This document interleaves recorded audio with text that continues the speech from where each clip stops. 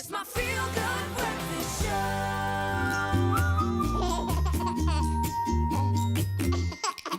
Just listen to that happy tune. Welcome to it, your Feel Good Breakfast Show, Expresso, right here on SABC 3.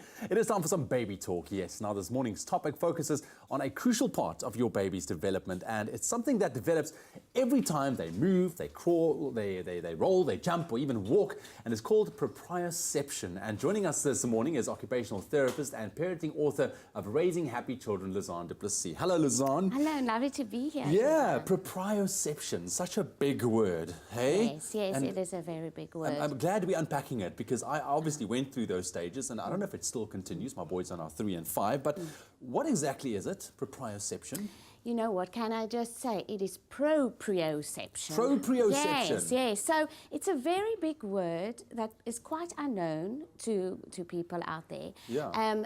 That also describes quite a complex sensory system, or a sense. Proprioception. Proprioception, that's right. How many senses, can I ask you, are you aware that we have? How many senses? Your 5 senses? That's it. Yeah. We've got our 5 senses. That's the one that we learn about. You put me under pressure. In I was schools, like, yes, sorry for doing that. There's a 6th sense? No, you're right. Yes. So this could actually be our 6th sense. So the 5 senses that we learn about in schools gives us information about the world around us, and we often call them our external senses: looking, seeing, and smelling, and tasting, and hearing. Yeah. But then we have 3 very important senses that's that we call our internal senses. Okay. That gives us information about our body specifically. Right. One is our vestibular system that's located in the inner ear. It's like the GPS of your body. It tells you where you are in space. Okay, your natural kind of direction. Yes, keeping you up against gravity and all the time telling you, you know, are you upside, where are you facing and where are you going and how are you moving. And then proprioception is located in our muscles and in our joints. Right. So every time, again, like you say, when we move, when babies crawl, when they when they're sitting up, when they're running, when they're hanging, when they're manipulating objects in their world, when they're holding a pencil, that's when the proprioceptive system is so important. It guides movements and it helps us to move in a coordinated way. Right. Just thinking about, what car do you drive? Do you have an automatic car or a gear or a I don't do automatic cars. Okay, yeah, because they don't go fast enough. I was No, it's for lazy people. I like the gear shift. Well, you know, the gear shift thing is quite interesting because maybe if you remember going back when you started learning how to drive a car. Yeah. We had to look, where is that gear shift? Yeah. And then after a while now, do you have to look? No, it's natural. And it's funny you mentioned that because I learned to drive at an early age. I was 6 years old and my grandpa actually put me in a car and he would get so angry if we looked down at the gear stick. So he taught us from a very early age, do not go there. Yes. It's there, feel it. Well, you feel it. Well, so the proprioceptive system is your internal eyes. Yeah. Initially, as a 6-year-old, you would have to look where it is. Yeah. And then you start learning how to judge. How much force do I need to push it into first gear or second gear? And then that feedback is through the proprioceptive system, and it's our internal eye, so it means later you don't have to look anymore. If I have to pick this glass up, you know, I could look where it is now, but then I don't have to look anymore, and now I know how much force to use to actually bring it to my mouth and to be able to hold it there and to take a sip. So what a powerful system, you know, children need to hold pencils by using their proprioceptive system.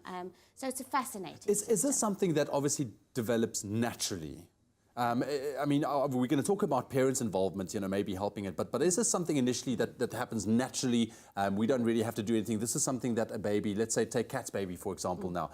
He's at the beginning stages right now. He doesn't have to really do anything. The baby itself, you know, as he grows, will start develop these things, right? Well, that is so fascinating. These systems don't work in isolation either. So it works together with the tactile system and the vestibular system, the movement system. And it's one of those early systems that develops in utero. So when a baby actually pushes against the amniotic fluid and it pushes against the womb space, it gets that feedback. And then it starts discovering, where am I in this world and how can I move? And you'll remember in that first maybe 6 months, and that's early days when babies' movements are very Yeah. uncoordinated. Very, yeah. That's the time when we actually, cute as stage. parents, yes, when they try and knock something and then they get it, you know, they manage to do it, and Yeah. then you can see the delight on their face, but it's still very uncoordinated, and that's Yeah. where we as parents probably provide more passive proprioception. We swaddle them, and that's why as Yeah. OTs we love swaddling, because if you hold your baby and give them that kind of Comfort, that deep yeah. hug feeling, that's when the proprioceptive system is also stimulated, because that's another role of the proprioceptive system. Not only does it help us to guide movements, but it also organizes the nervous system. So if you have a child that is bouncing off the walls, you can use the proprioceptive system to calm them down.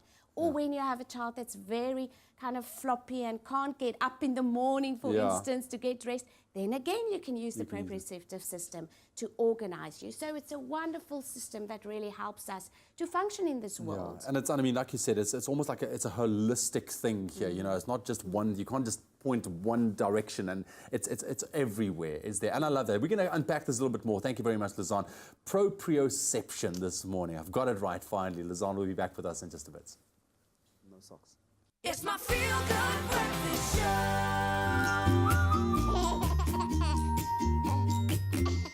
Welcome back. You're tuned into your Feel Good Breakfast Show, Expresso, right here on SABC3. Continuing with our baby talk, proprioception this morning. This is the topic. We have occupational therapist and parenting author with us, Lizanne du Plessis, to unpack what that means. And we have unpacked what that means in the previous segment, and it's quite interesting. It just makes you realize once again how complex we as human beings are. And I love that, you know, and taking a look at all those different developmental stages. Like I mentioned, Kat's baby, Phoenix, he's going to go through all of those developments now. Graham's baby, he's a bit bigger now. My boys, I mean, they're older now. My eldest is turning 6 soon. So we've seen it all. But I think we were talking about proprioception as a thing that happens naturally for babies as well. But from a parent's point of view, how can we help? Can we help develop it even further? Make sure that it develops the right way, can I say? No, exactly. And I think let's start off by saying we know that this system develops and are stimulated when we're actively involved in play and in movement. So, you know, I want to encourage parents, Evan, and just say, get off the screens. Help your children and be so intentional about giving them opportunities to experience the world, feeling it, touching it, exploring, going on jungle gyms, going down the slides, swinging, and then my favorite is rough housing with dad or rough housing with mum. You know, yeah. Because that is the time when we are actively engaging our muscles and our joints. And this system is very involved specifically when we do things or activities against resistance. So we could, you know, just by playing with dad and pushing dad away, or taking a towel and pretending we are, you know, pulling the two sides of the towel, or helping mum to carry the pick and pay bags into the kitchen. All of those things are activating this system. And I think this is important because this is a topic that comes up quite a lot, is the screen time and how it kind of affects children in the long run as well. And you know, for me, I don't have a big space at home, but and it's winter, you know, it's cold outside. So what I try and do when I get home at night is we run around the house, chase them, catch each other. I swing them up and down, giving wife a heart attack. But I mean, those kind of things, it's a physical thing for me that's very, very important, and also forming that bond in the process, which is great. And it's great to see them being out of breath and, you know, little red faces and everything from all the running around. What is the negative effects of not developing the right proprioception from the get-go? Let's say there's too much screen time. Going forward in life, I mean, what is the negatives there?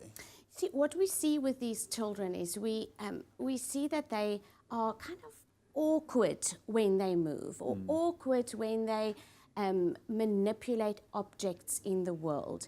So, you know, I would say, I would describe them as being a bull in a china shop.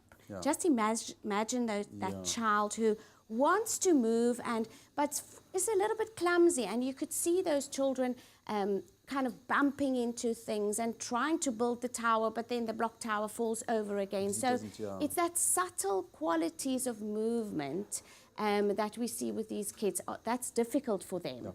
Is it something that can be rectified later on in life? Yes. Is it? Yes, no, for sure. And that's why we still have a job as occupational therapists, because we know that the brain, and like you said in the intro, is it something that stops developing? No. Proprioception is our system that is working 24/7. We're not aware of it. But that also means that we can develop it. The brain is plastic, and the plasticity, the mold, we can mold the way that the system works. And just coming from your sporting background as well, when you do things like that, when you push weights, which is not something necessarily we want our children to do, but that as an adult is something that develop your proprioceptive system. Going on a trial run, going on a bicycle ride.